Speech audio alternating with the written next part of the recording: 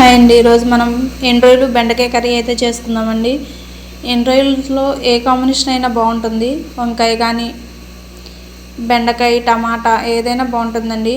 ఇట్లా పచ్చిమిరపకాయలు అవి రొయ్యలు వేపి తీసుకున్న తర్వాత పచ్చిమిరపకాయలు ఉల్లిపాయలు వేగిన తర్వాత కట్ చేసుకున్న బెండకాయలను అయితే వేసేసుకున్నానండి. కొంచెం అవి కూడా ఒక 5 నిమిషాలు వేగిన తర్వాత సాల్ట్ కారం వేసుకుని సరిపడా వాటర్ అయితే పోసేసుకుందాం.